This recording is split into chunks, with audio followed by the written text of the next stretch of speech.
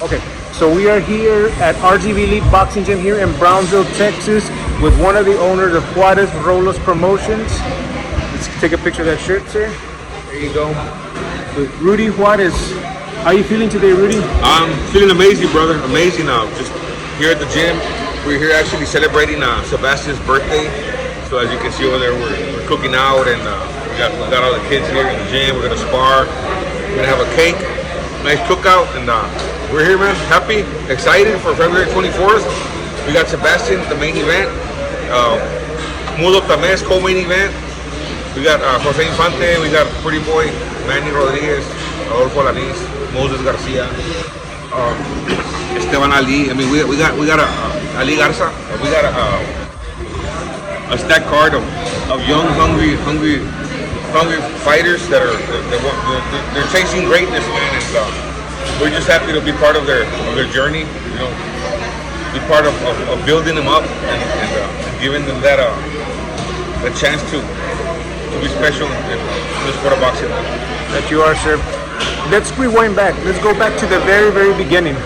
What got you involved in the sport of boxing, and what were you doing before you got into boxing? When I got involved in the sport of boxing, bro, it all started with my 27-year-old son, Ruddy Juarez, which is he's a professional football player overseas, and he's the one that wanted to box. Well, I was a boxer when I was a kid. I was an amateur boxer.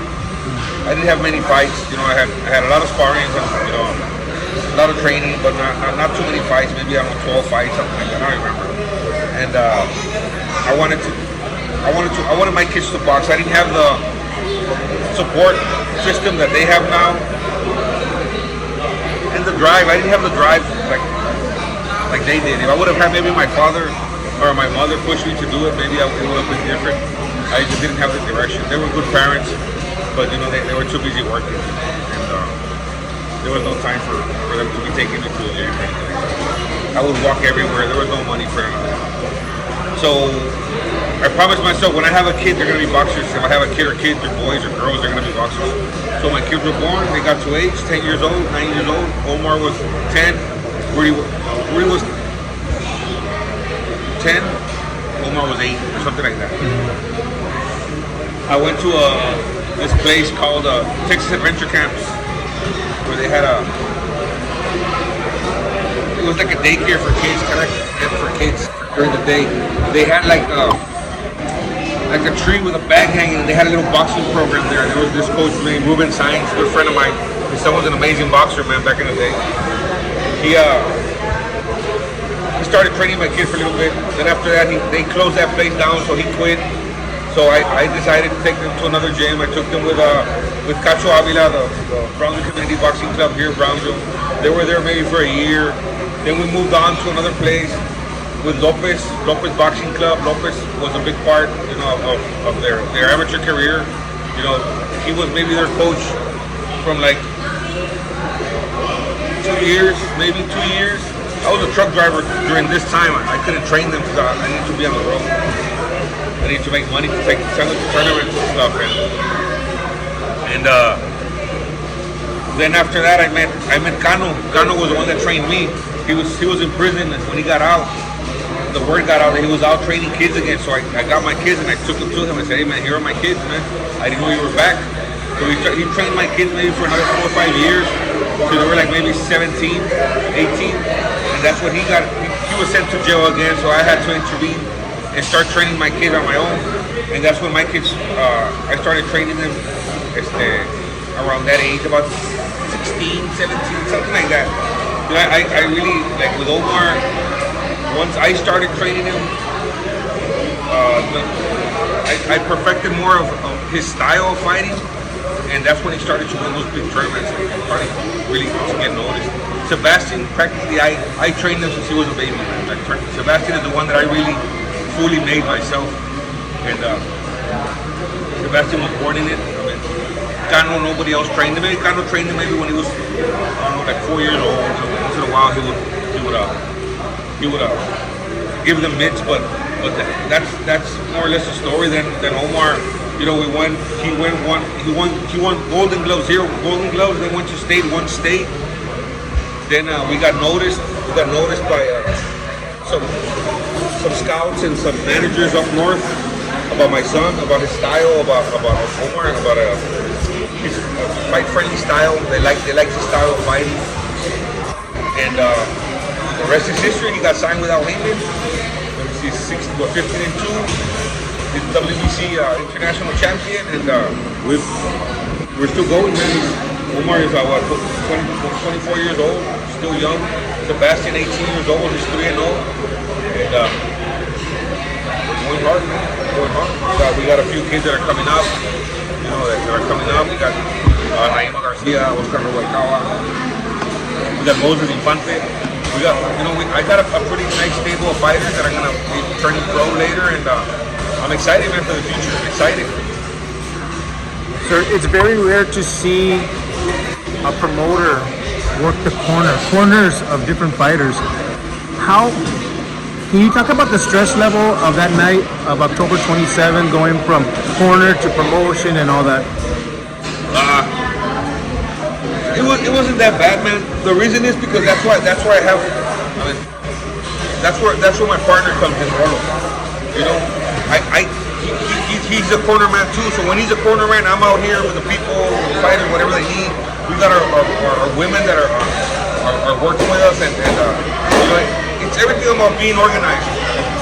So we were very, very organized in our show, so we didn't really have trouble with that. But of course, the mentality, you get up there, but it's not just being a promoter. I got to be a promoter, I got to be a coach, and I got to be a dad, because they're my kids, the ones that are up there. Right. So I got to separate all that. So it's interesting, bro. It's interesting being their father, being their coach, and being their promoter. But this is what I do. This is what I do, and I'm ready for whatever comes with it. You know what I mean? I'm aware that it's a task, but I gotta do it. I'm not gonna let nobody else do it. Right. Last time I spoke to you and Mrs. Nancy at Ponchos. Yeah. And you said you had a couple of issues, but good issues. Like you ran out of alcohol. It was a packed room. Do you all feel like you've made some better adjustments coming into this second card? Yes. Yeah, we had a few mistakes, a little bit of mistakes. You know, it was our first pro show, so it was a little bit of mistakes. You know, we ran out of food early. By 10 o'clock, the alcohol was gone. We need more bars, more waitresses, but everything's taken care of on this one, man. We had a good talk with the Arlington Convention Center, and we made some adjustments. We had a meeting today as a matter of fact, we had a meeting today with the Azteca. It was the Azteca Arlington Convention Center and Corona Premier, and things are looking bright, bro. They're happy to work with us. They're excited. They're happy because we're hungry. And we got a bunch of hungry young lions, man. Ready to roll. Yes, sir. Speaking of which, I mean, I'm looking at your stable right now. You have a packed gym. Yeah. You have a packed gym right there. They're all these kids are 15, 16, bro. They're within 2 to 3 years of being pro. That's my stable right there. Awesome. But hopefully in the next 2 years, I'm gonna have about 10 pro fighters, 12 pro fighters, and it's gonna be amazing, bro. It's gonna be amazing. Where do you see yourself, your family, and the company 5 years from now? Doing our shows in big arenas. I see that in the next year, bro. I don't see it within the next 5 years. The next 5 years, maybe. I don't know, man. I'm just. The sky's the limit. All I gotta do is just meet the right people, talk to the right people, make the right connections, man. And that's what I'm good at. So, me and my partner, we're both good at that. You know, Rolo is a big part of this. Me and Rolo we're brothers, we're partners in this, man. 50-50. We started doing this in the amateurs, man. We became friends as coaches. We started sparring our fighters with each other, meeting up in the gyms and stuff, going to tournaments together, and then suddenly one day say, hey man, let's make an amateur tournament. Let's make some amateur fights. I was like, hell yeah, man, let's do it. So we did it. We didn't have no problems, bro, no discussions, no money issues, nothing. We did another one. We did good, bro. Another one. We did like 4 of them, and then we're like, hey man. I told him, hey man, I want to get my promoter's license. And he's like, you know what, me too. And he told me, you know what, you get it. I'll get it. So we decided I got it, and And we started, bro. At first, we started at Juarez Promotions and Rolo's Productions, and I didn't like that, bro. You know, I think my partner deserves to be right now a promoter, just not be known as a production company. So we decided to make our DBA to Juarez Rolo's Promotions. That sounds a lot better. Yes, sir. Yeah. Both of us, bro. It's not, nobody's ahead of nobody. With me and him, we both work our areas, man. I work my area. You know, we decided, oh man, this is he's the matchmaker. We're over here doing the sponsors and the paperwork. You know, it's just big collaboration, man. We're doing great. We did amazing our first show, and I know we're gonna do amazing on our second show, bro. Great, sir. And before we conclude, any shout outs you want to give to anybody before we finish here? I want to give a shout out to all of our sponsors, man. I mean, if I name one, I'm gonna have to name all of them. There's too many to name, but all my sponsors, bro. You guys know who you are. You guys are on the posters. You guys are gonna be at the fights. You guys are gonna be all over the walls. Thank you from the bottom of my heart, bro. You guys are the ones that are making this possible. To our sponsors and to our fans that are going out there supporting these kids, bro. That me and my partner, we're trying to make this the best experience they can have, bro. So thank you, everybody. Rudy, thank you so much, sir. Sure.